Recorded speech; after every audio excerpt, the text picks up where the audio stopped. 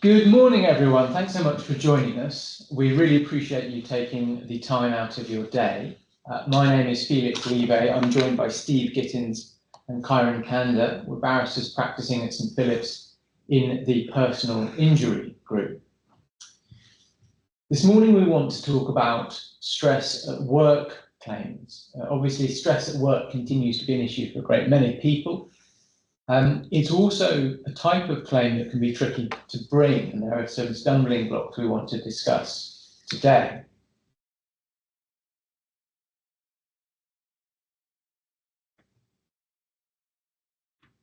In terms of the agenda for today, we want to discuss 4 key points, one of which is venue.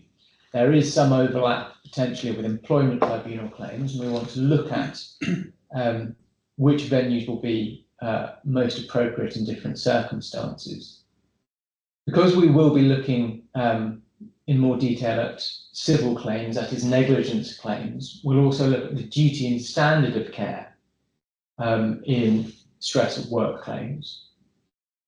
Number 3, we'll look at causation and apportionment, which can be tricky. We're dealing with psychiatric injury without any underlying physical injury. And lastly, we will just touch on time limits. Again, because we're looking at psychiatric injury, there are some potential stumbling blocks there. And at the end, we'll hopefully have enough time over for people to ask any questions or to share any of their own experiences, which they think are relevant.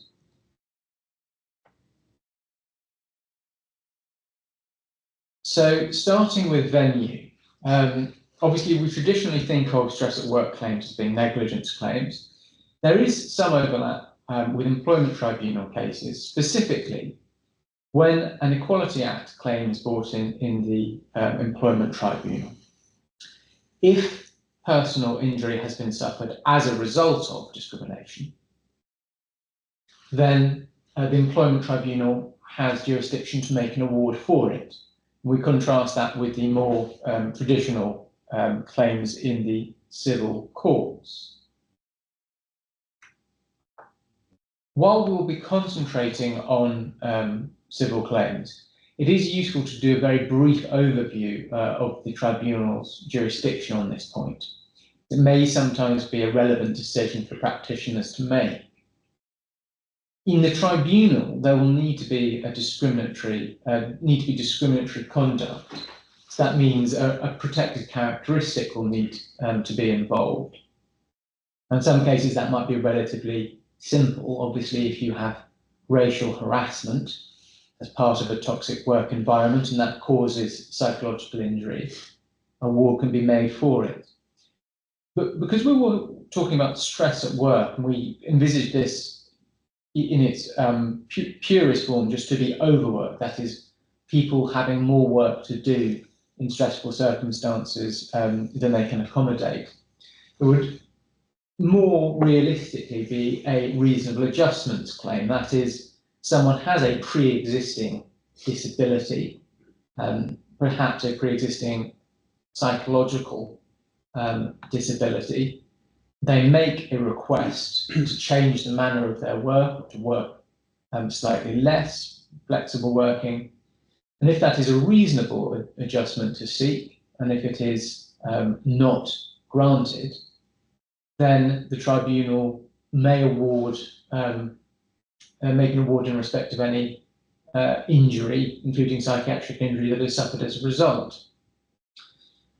One of the issues in the employment tribunal is time limits. They are very short. It's 3 months, and it's not from the date of knowledge of an injury. It's from the discriminatory act complained of. There is scope to extend it on a just and equitable basis, but the point remains that it is a much shorter time limit than civil practitioners would be used to. And another key difference is costs. A winning party does not normally get its costs in the employment tribunal. Costs are the exception, not the rule. And that has obvious implications for personal injury claims. We all know how important CFAs are in the ecosystem of PI litigation. We also know that PI claims can be expensive to run.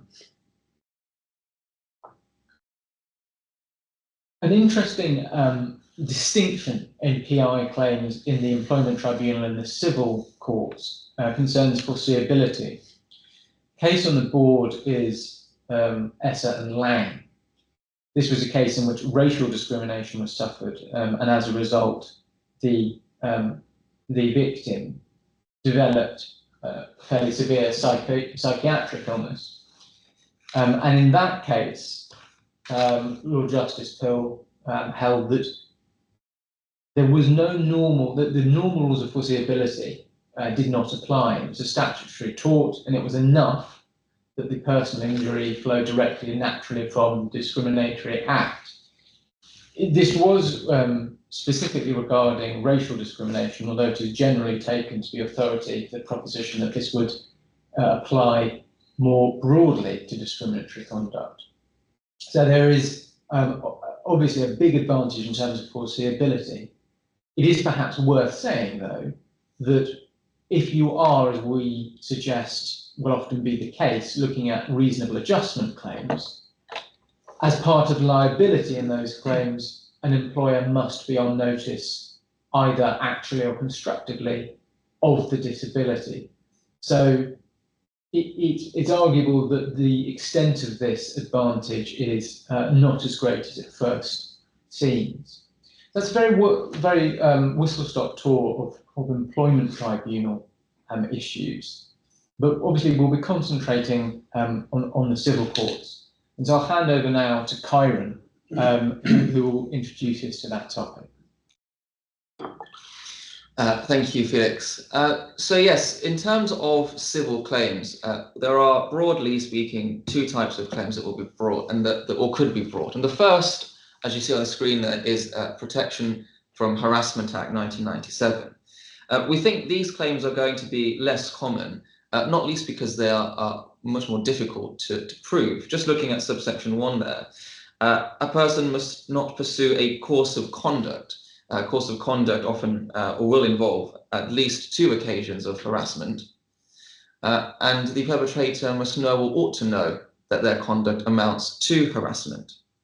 So there is a high bar there. In terms of the conduct itself, the claimant needs to demonstrate that the behaviour which has caused them some injury was serious. That's to say it was alarming, or it caused them distress, it was oppressive in some way. And also that it is of a level that would attract criminal liability. And for the most part, it's unlikely that stress and work claims would meet that hurdle. So it is a high bar. It may well be appropriate for intentional conduct. But the real advantage of a Protection from Harassment Act claim is that you can claim for anxiety in the absence of a recognised psychiatric illness. As we'll see in the ordinary civil claims, which we'll come to, if there is no recognised illness, then there is no claim. But under the Protection from Harassment Act, that requirement isn't there. So you don't need medical evidence from a doctor, for example. It could be evidence simply from the claimant themselves to say that they have suffered some form of anxiety as a result of the harassment. But the second and much more common type of claim in this situation will be an ordinary negligence claim, and that's what we'll spend the majority of today dissecting.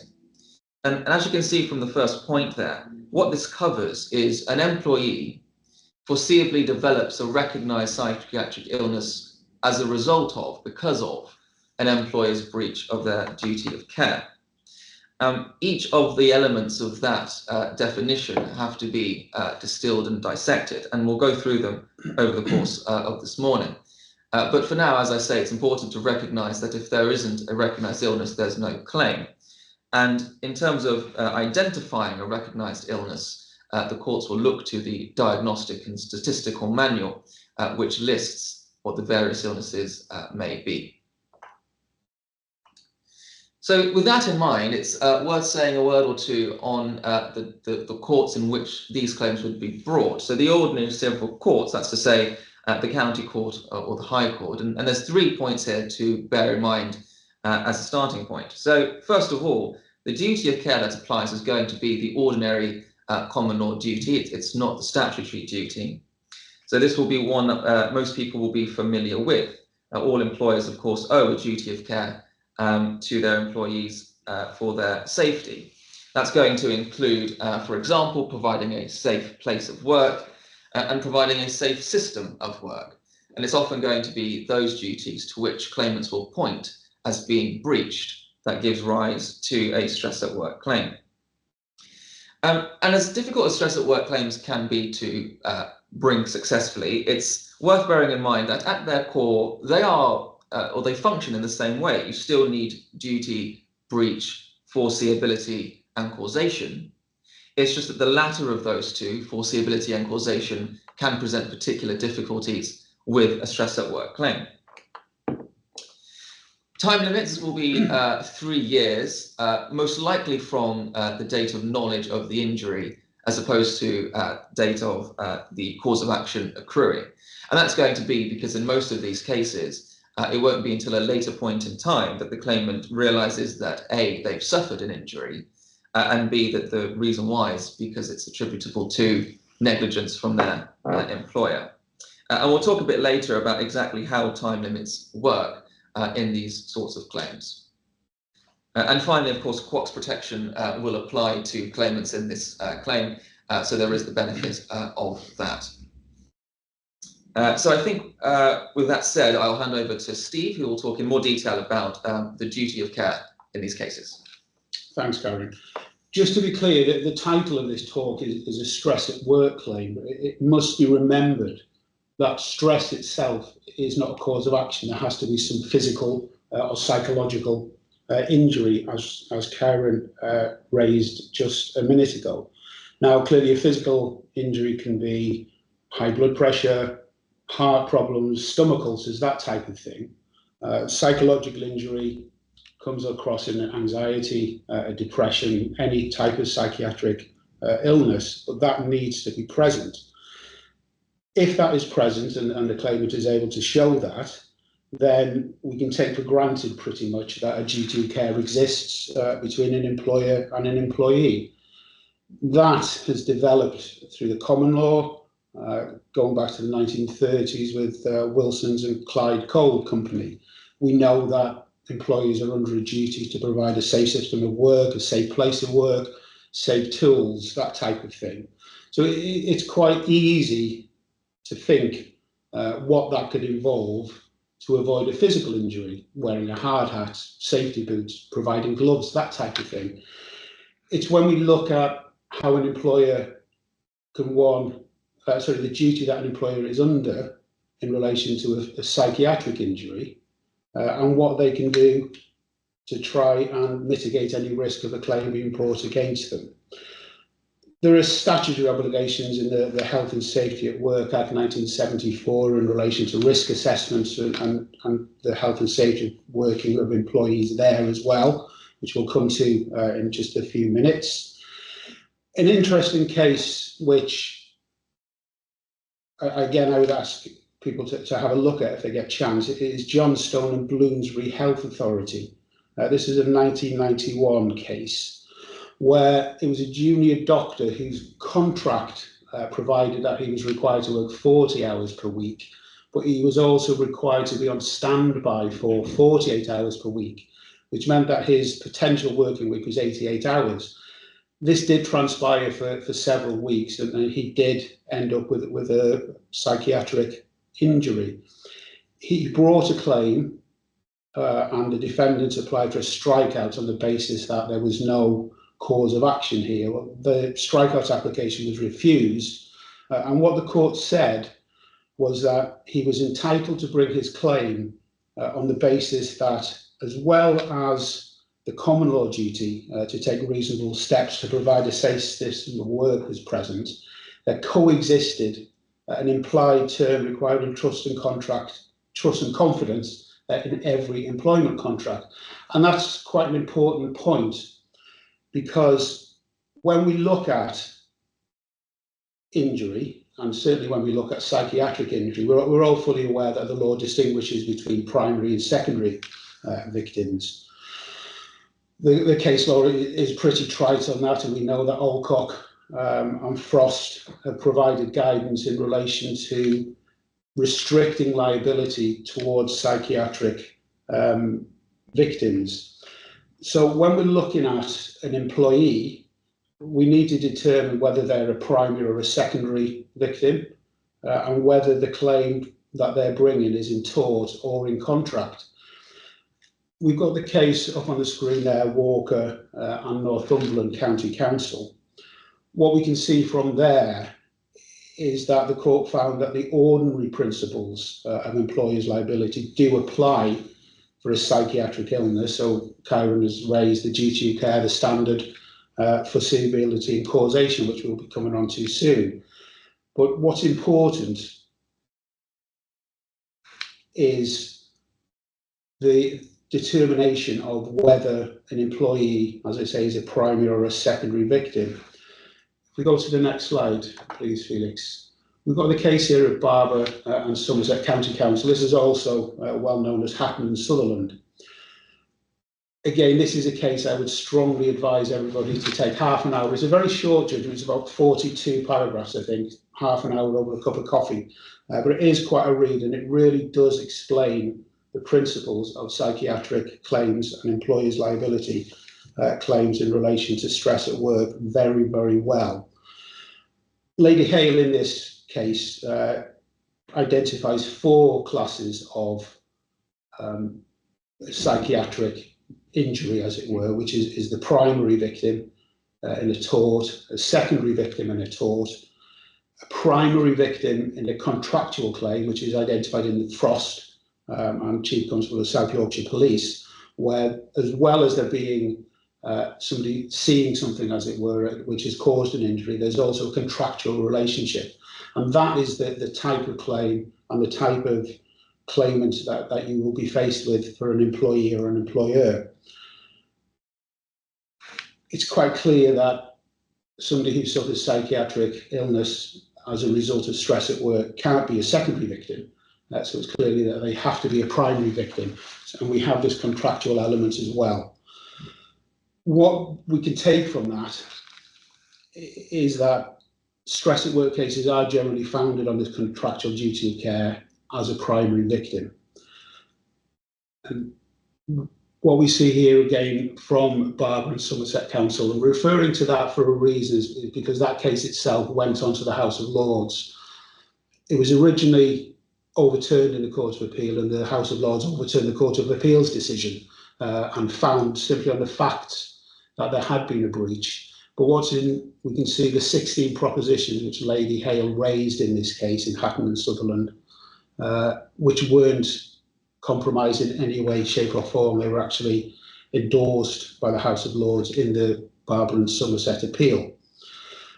We haven't got time to go through all 16 of those propositions here, but we can see that generally any breach of duty it's a matter of an omission rather than of commission. It's something that an employer has failed to do as opposed to conduct that they have undertaken. Foreseeability is the key to these claims. It's often a stumbling block to success. It's similar to Animal Acts claims. I'm not going to go down that rabbit hole today, but it's again something that we see quite commonly in relation to that. If we look at these propositions, we'll just have a little delve at a couple of them just to see some of the things that we can, or what an employer should be able to do. And point number 2 refers to the ultimate question, being whether this kind of harm to this particular employee was foreseeable. That is a key point. It's not an overall proposition that somebody or an employer must be reasonable in the work that they give to all of their employees. It has to be specific to a specific employee. Quite clearly, some people thrive on pressure and some don't. That is important, because if an employer is given a standard amount of work to all of their employees, they must be able to recognise whether a particular employee is unable to cope with that. That would involve some form of inquiry. There's some limitation there in relation to how much that inquiry should involve, because clearly there are privacy issues. Some employees might not want to divulge things to their employer. or to a particular member of HR, that type of thing. So it's incumbent on employers to keep an eye out for unusual behaviours. This is point number 4. Clearly, if you've got a long-standing employee who's never taken a day off sick or is very infrequent, suddenly starts taking weeks off at a time, regular sickness, bursting into tears, that type of thing, that would put any reasonable, and that's again a key word, reasonable employer on notice that they need to be asking questions and finding out what's going on. That was particularly relevant to the case that we just looked at, the Walker case. In that case, Mr. Walker had a nervous breakdown, and in the build to his first nervous breakdown, he'd been asking for help and saying he wasn't able to cope. But the tribunal there found that his first nervous breakdown wasn't foreseeable. Simply asking for help and saying you're not coping with work doesn't necessarily follow that would result in a psychiatric injury. However, the fact he'd had his first nervous breakdown made it foreseeable that he could potentially have a second one, which he did. When he had that second breakdown, the court found it entirely foreseeable and that they should have done something more than they did. They should have provided the help that they said they were going to provide, and they simply didn't.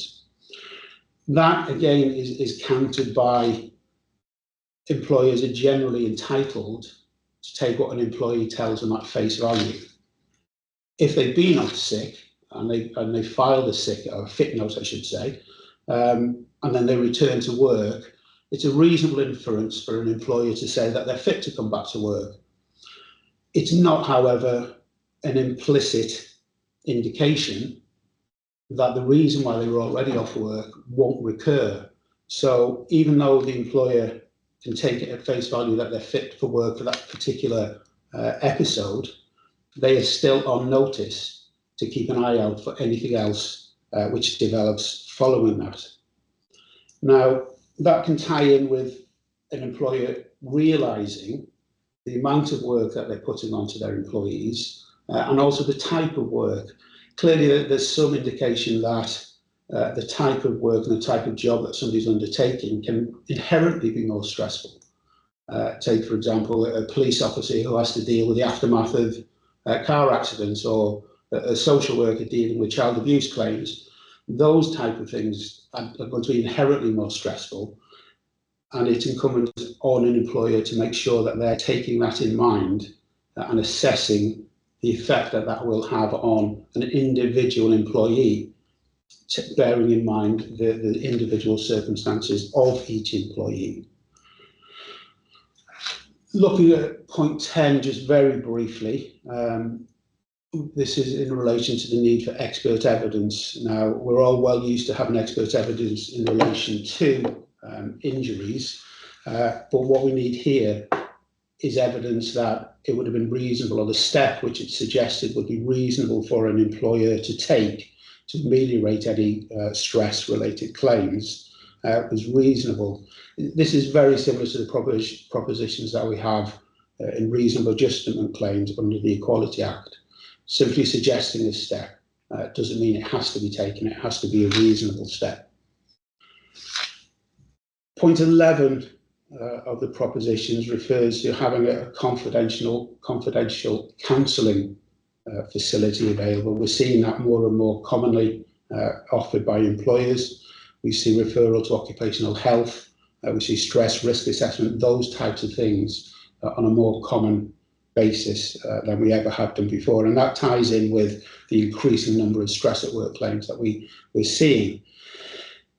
That is, as noted by Lady Hale, a usual defence, as it were, and an employer would usually not be found to be in breach. However, it's not a catch-all, it's not a panacea that if you have that, there's no chance of an employee bringing a stress at work claim.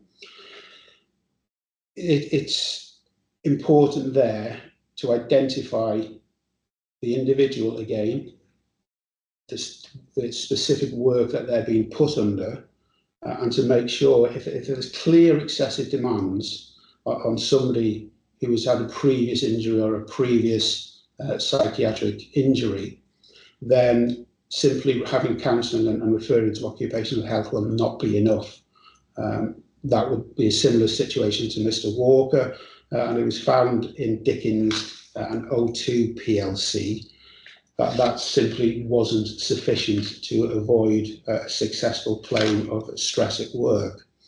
So what you can take from all of those propositions is an employer needs to adopt a holistic approach to be proactive in assessing their own employees, to be responsive to employees going off sick, to be looking carefully at the level of work that they're putting on their employees and react accordingly.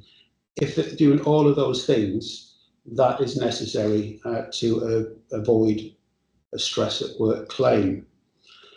As I say, next slide, please, Felix. The Barber case went to the House of Lords, and it was overturned simply on the facts of that case. No criticism, as I say, of the 16 propositions that we just looked at.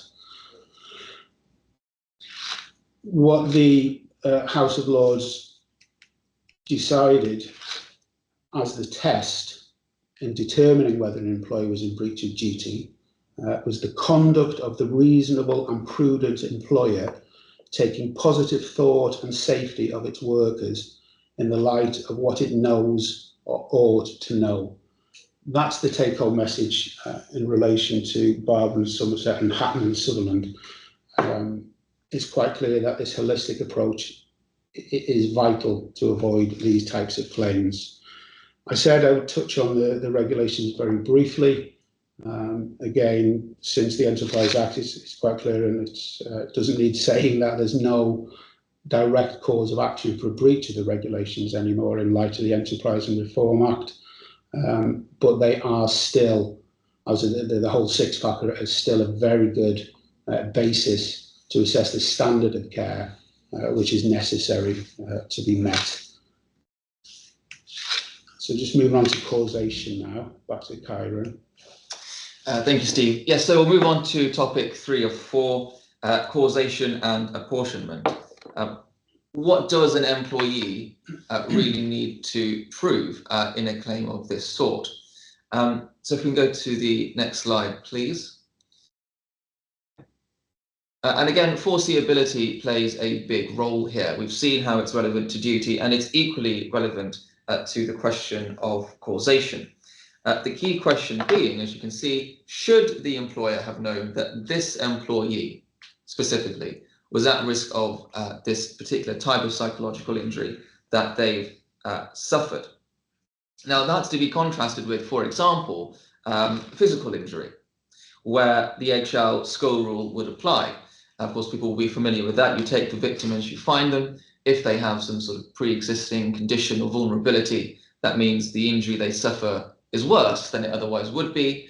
That isn't something that the employer would need to know in advance in any way. It's simply something that is a fact of the case, and you take it at face value. But psychological injury is different. You do need to have that foreseeability point before you can establish causation. So going to the next slide, you can see how that causes difficulty with the ordinary but-for principle.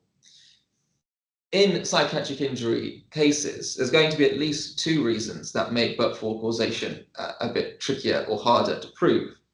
First of all, there could be multiple causes for psychiatric damage. It may come partly from the circumstances under which a person works, but it could be from other sources as well.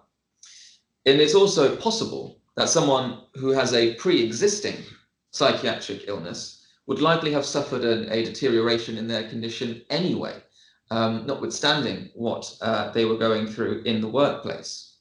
So it becomes difficult to say that but for the breach of an employer, the employee would not have suffered a deterioration in their psychiatric injury, because maybe they would have been or would have done.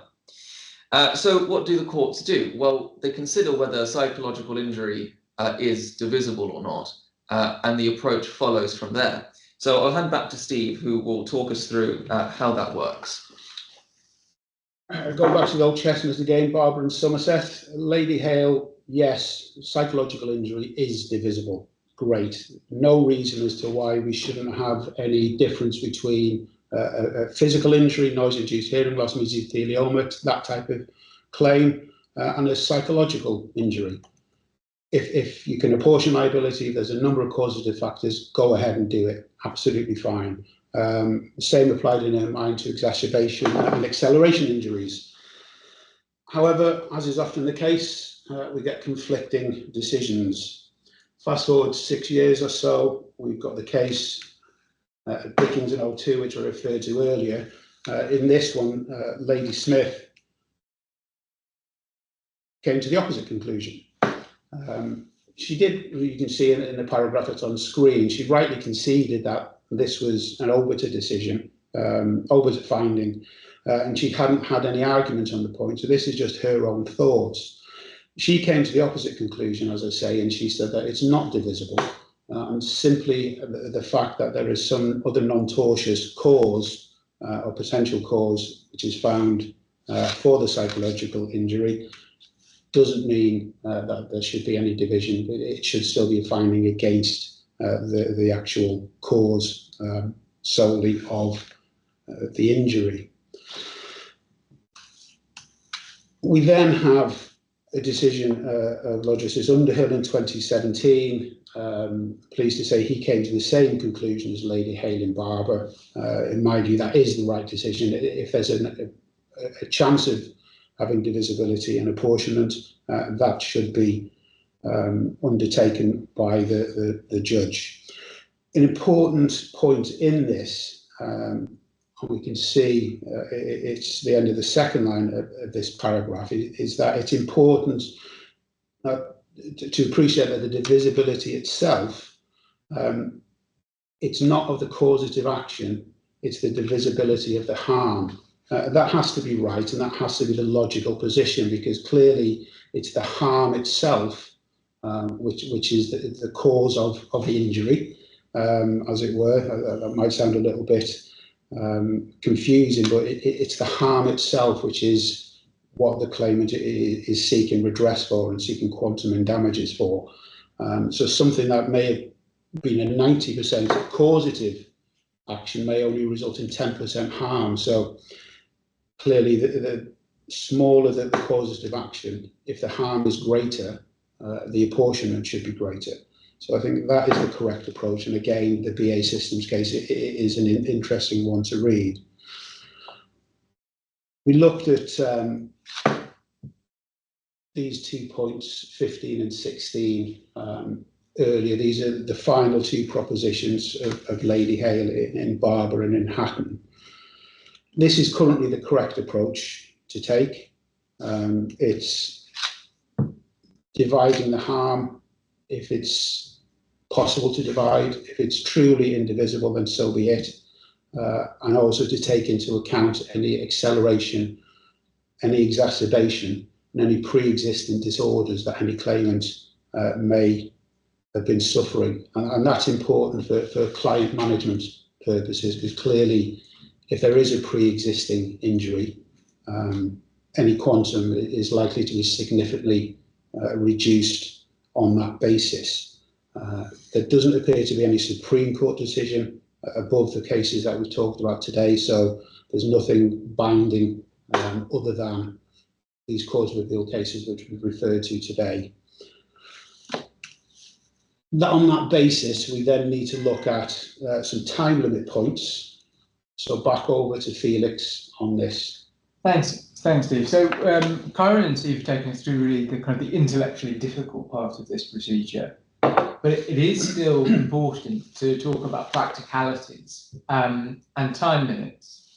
On the one hand, you may say, well, we know what time limits are in personal injury claims. It's 3 days, 3 years. Kyran's already, well, 3 days would be a bit much. 3 years. Kyran's already pointed at us to that. So why do we need to talk about it at all? Well, it's because we're talking about psychiatric injury. And we're talking about psychiatric injury in a context where there's no underlying physical injury. So if we just take a step back and think of what the kind of the typical time frame would be.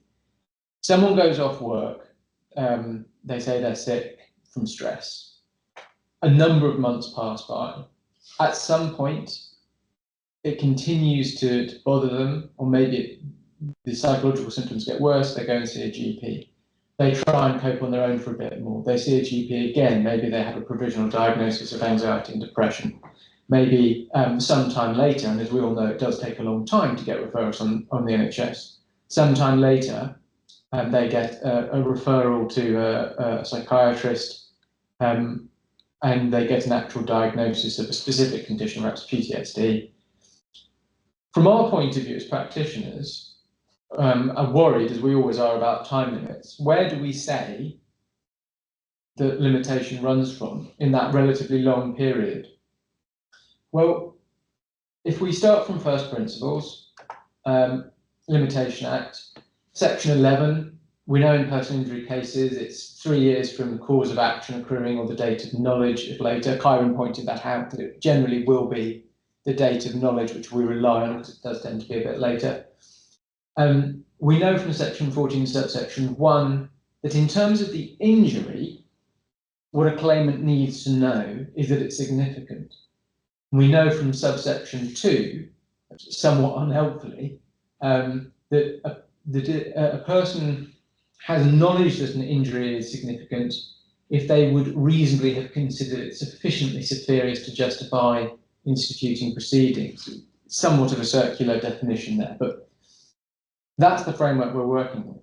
What I want to draw your attention to is the next subsection, that's subsection 3 of section 14. For the purposes of this section, the claimant's knowledge includes knowledge which he or she might reasonably have been expected to acquire, A, from facts observable or ascertainable by him, or B, from facts ascertainable by him with the help of medical or other appropriate expert advice, which it is reasonable for him or her to seek. So again, in any PI claim, we will eventually be looking at medical expert evidence. But one of the difficulties of psychiatric injury is that it's going to be a lot harder for people to identify the nature of an injury themselves. You've got a broken leg, you don't necessarily need a doctor to know that there's something wrong with your leg, pretty severely so. Psychiatric injury is perhaps more nuanced.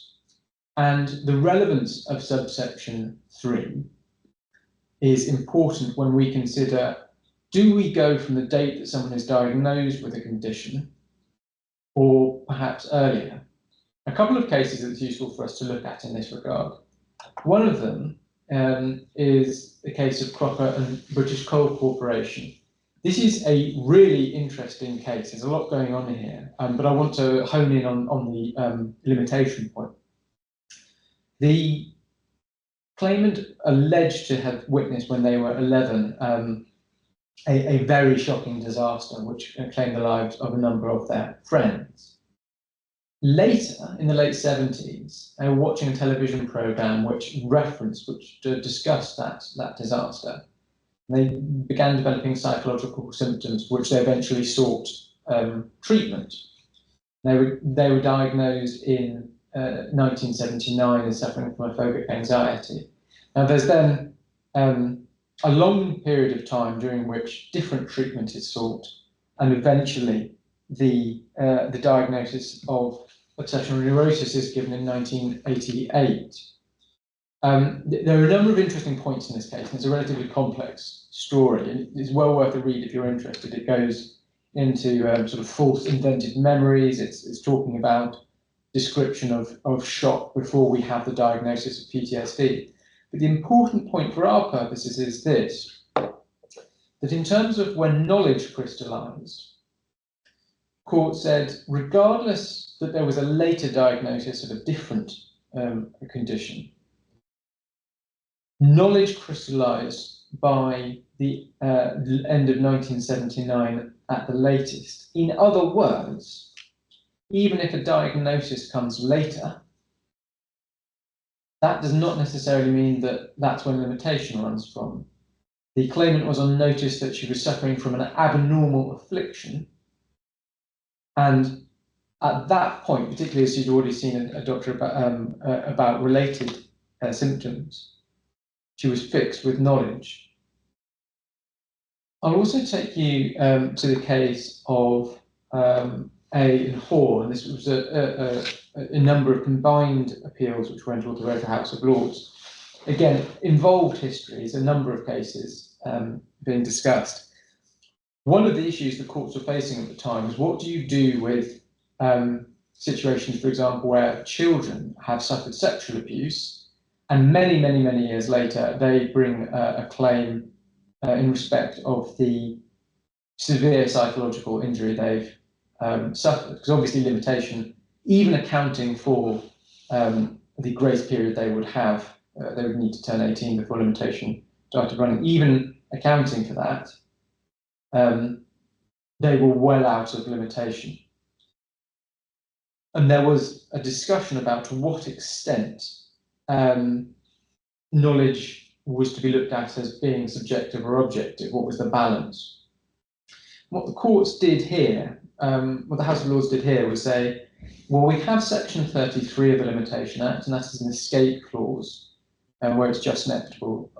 The court can extend time to hear personal injury claims that are brought out of time. But in terms of how knowledge is calculated, how that determination is made, it's relatively strict. You look subjectively at what someone actually knew, and then you add to it what they ought to have known by virtue of section 14, subsection 3. And again, that includes not just what they ought to have known based on what was in front of them, either the conclusions they ought to have drawn, but also based on what would have been known to them had they sought such medical advice as it was reasonable for them to seek. So we take a step back then, and looking at that question I posed at the beginning, we can't rest on our laurels and be content that if someone gets a diagnosis in month X that they've got such and such a psychiatric condition, that it's from date X that limitation runs. We need to be mindful of this. We need to be mindful that if there's an extended period of time in which conditions are complained of, someone goes to a GP, they try and get on with life for a couple of months, we need to be looking at that period and considering, if we're for the defendant, obviously, or for the claimant, we're making a different, we're trying to argue different points, but we need to be looking at where it could be said that knowledge would crystallise. Another point that I think is worth very briefly making, in the case of Proper, which I've already cited, the court stressed this. Yes, limitation is a defence that needs to be raised by a defendant, but once it is raised, it's for the claimant to prove their case. So while in a pleading there's no requirement to mention limitation as a claimant, obviously it's for the defendant to raise it, if you think that it is likely to be an issue and you've got a solid case to make about why you say knowledge crystallises at point A rather than point B, may sometimes be worthwhile to plead it and get ahead of the defendant and indeed potentially make clear that you have thought about this and increase the chance of settlement by making obvious what your case is going to be on that point.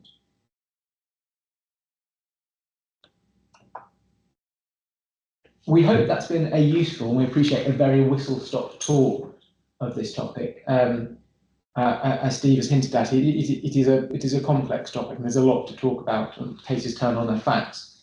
We hope that's been a useful, broad brush overview. I appreciate that you've already given us very generously 45 minutes of your time, but we would like to give anyone an opportunity to ask any questions you've got or to share any experience you've got. You've got a chat function in front of you, and or you can raise your hand if you wish to do so. So I appreciate most of you may need to get on with the rest of your day. But if anyone does any big questions, anything you want to talk about, please feel free to let us know, and we're happy to stay until you've had a chance to ask your question or to share your experience.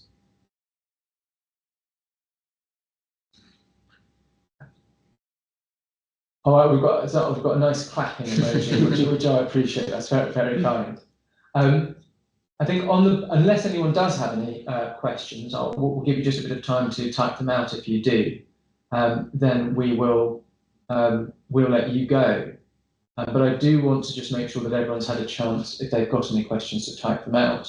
If not, of course, you can, or if you think of something later on, something you want to discuss about a particular case, please do feel free to reach out to us via the clerks for an informal chat.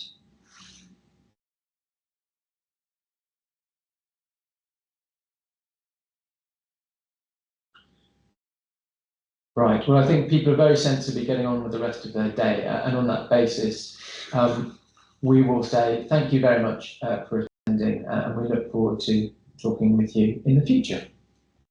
Thank you all. Bye-bye.